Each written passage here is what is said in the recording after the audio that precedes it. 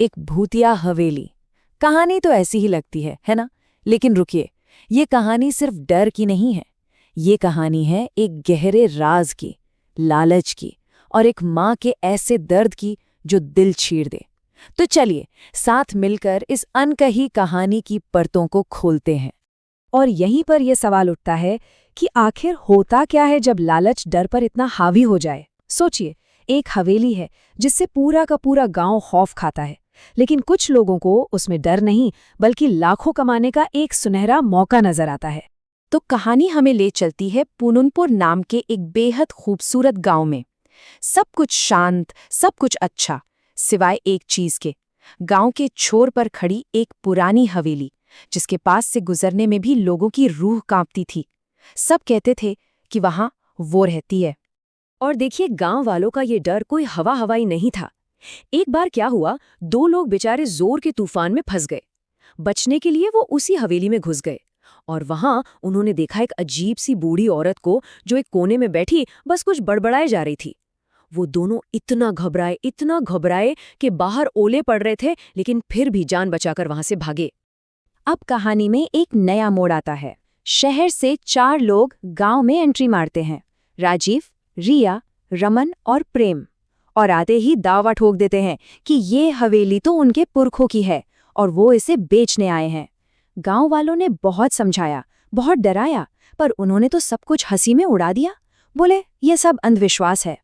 तो हवेली बेचने का इरादा लेकर तो ये आए थे, लेकिन ये इरादा बहुत जल्द बदलने वाला था। क्यों? क्योंकि उनकी मुलाकात होने वाली थी हवेली में रहने वाली उसी रहस्यमयी औरत से। देखिए, हवेली तो एक ही थी, पर उसे देखने के नजरिए 2 थे, बिल्कुल अलग अलग। एक तरफ थे गांव वाले, जिनके लिए वो हवेली मतलब खौफ, डर, एक अनजाना साया। और दूसरी तरफ थे ये शहर के 4 लोग, जिन्हें उस हवेली में सिर्फ और सिर्फ पैसा दिख रहा था। लाखों करोड़ों रुपए, भूत प्रेत, अरे ये सब तो उनके लिए मजाक था।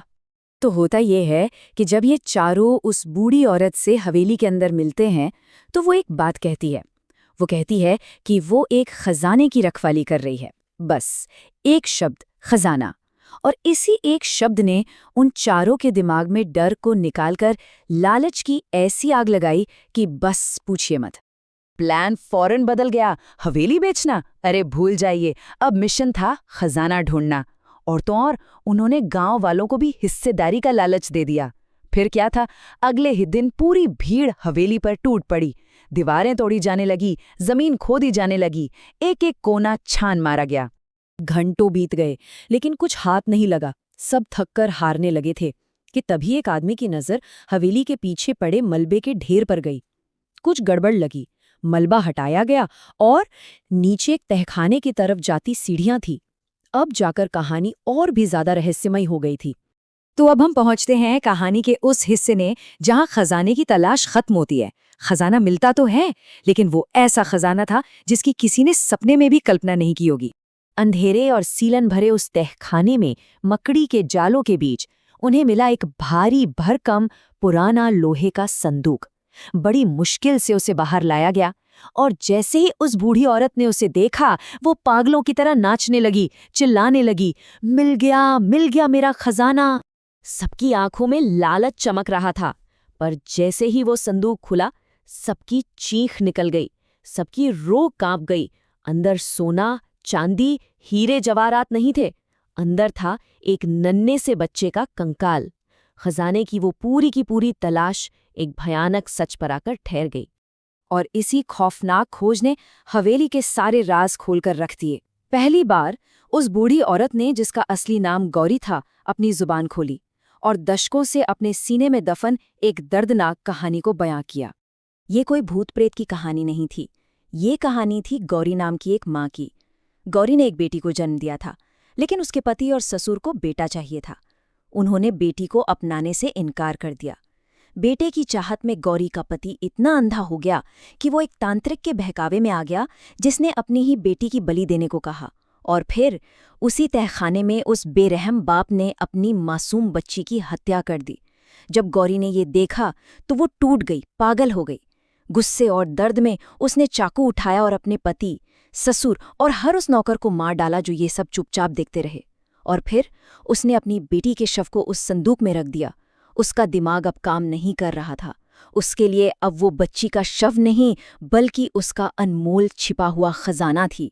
सोचिए जरा, गौरी अपनी मरी हुई बेटी से कह रही थी, सो जा मेरी रानी, अब तुझे कोई नहीं छीन सकता, तू मेरा खजाना है। उसका दिमागी संतुलन पूरी तरह से जा चुका था। वक्त बीतता गया, शायद यादें भी धुंधली पड़ गई, लेकिन एक चीज नहीं बदली, अपने खजाने की हिफाजत करने का उसका पागलपन। दशकों तक वो वहीं रही।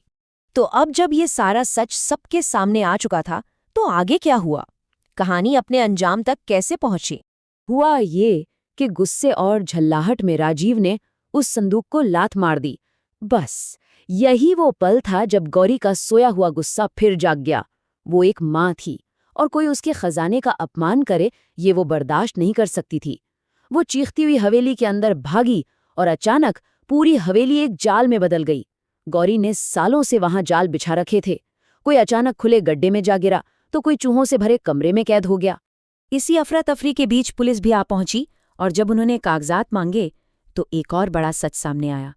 ये चारों, राजीव, रिया, रमन और प्रेम, असल में फ्रॉड थे, धोखेबाज थे। हवेली पर उनका कोई हक नहीं था। उनका तो बस एक ही प्लान था, अवैध रूप से हवेली पर कब्जा करो और उसे बेच डालो। आखिरकार पुलिस ने उन्हें धोखाधड़ी के जुर्म में गिरफ्तार कर लिया। तो देखिए अंत में क्या हुआ। जो धोखेबाज लालच में अंधे होकर आए थे, उनका अंजाम हुआ जेल। और वो माँ गौरी, जो दशकों से एक भयानक दर्द में जी रही थी, उसे देखभाल के लिए मानसिक चिकित्सालय भेजा गया। एक तरफ लालच की कहानी खत्म हुई और दूसरी तरफ एक नई शुरुआत हुई। पर रुकिए, कहानी अभी खत्म नहीं हुई है। इस कहानी का अंत सिर्फ जेल और अस्पताल पर नहीं होता। इसमें अभी एक और बहुत ही खूबसूरत मोड़ आना बाकी है। गांव वालों ने मिलकर पहले तो उस नन्ही सी जान की अस्थियों का पूरे सम्मान के साथ अंतिम संस्कार किया और फिर उन्होंने उस हवेली को, उस मनहूस जगह को जहां एक बेटी को मारा गया था, लड़कियों की शिक्षा के मंदिर में बदल दिया। जी हाँ, आज वो हवेली एक स्कूल है और बाहर एक बोर्ड लगा है, गौरी कन्या विद्यालय, एक माँ की याद में। तो आखिर में ये कहानी हमें एक सवाल के साथ छोड़ जाती है। क्या सच में एक ऐसी जगह जो गहरे दुख और दर्द से भरी हो, उसे उम्मीद से भरे भविष्य में बदला जा सकता है? पुणेपुर के लोगों ने ये कर दिखाया।